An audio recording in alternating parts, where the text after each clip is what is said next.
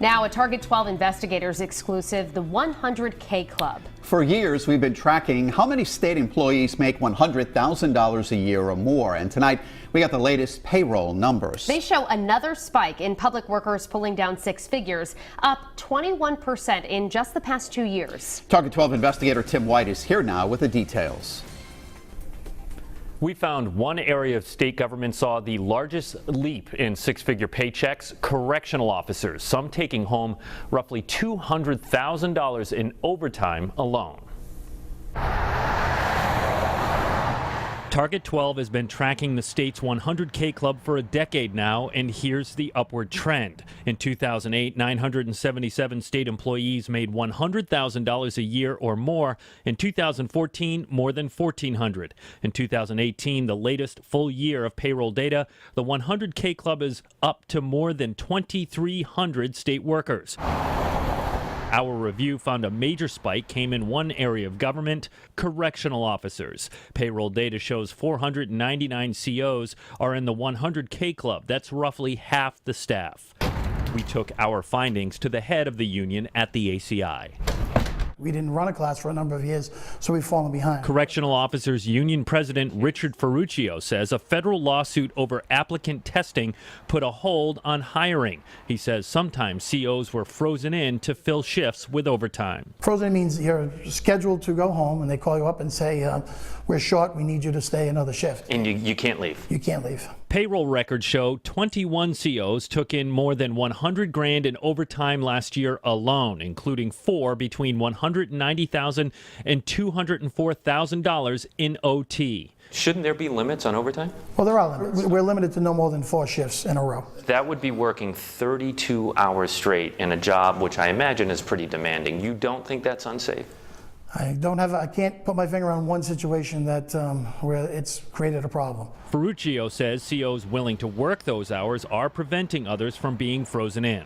I think if someone's working 32 hours in a row, then that does put safety at risk. House Minority Leader Blake Filippi says he's concerned about the growing number of state 100K Club members and is calling for a state inspector general to look into and track payroll and staffing. We haven't saved money, and I don't think the product the government is producing has gotten any better. So I think we need to reassess the way we look at the way we do business in this state. Ferruccio predicts overtime will be down in 2019 because a new class just came online. With the Target 12 investigators, Tim White, Eyewitness News. Now, a Target 12 investigators exclusive, the 100K Club. For years, we've been tracking how many state employees make $100,000 a year or more. As we've first reported on Eyewitness News Live at 5, there's been a significant spike in the number of public sector workers in the 100K Club. The ranks are up 21% from just 2 years ago. New at 6, we bring our findings to state officials who say a big reason is government trying to compete with private sector pay. Target 12 investigator Tim White is here now with the details. A spokesperson for the Department of Administration cited several reasons for the rise in 100K pay between 2016 and 2018, including new union contracts that had cost of living increases, bumping up base pay.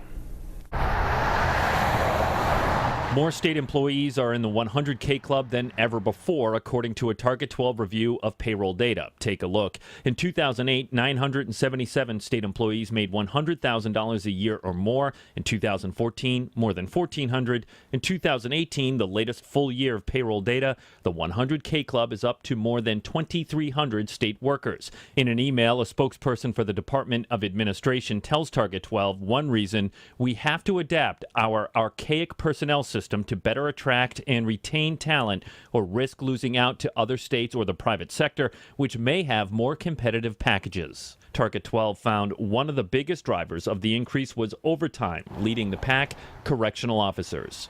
We took our findings to the head of the union at the ACI.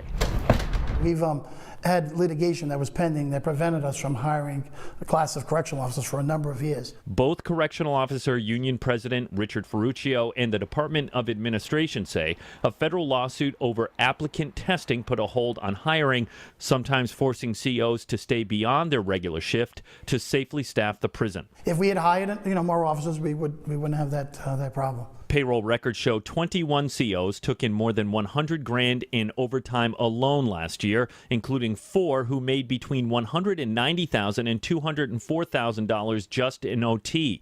Ferruccio says they cap how much an officer can work at 32 hours straight. Anything above 16 hours triggers double time pay. $200,000 in overtime, is that even safe?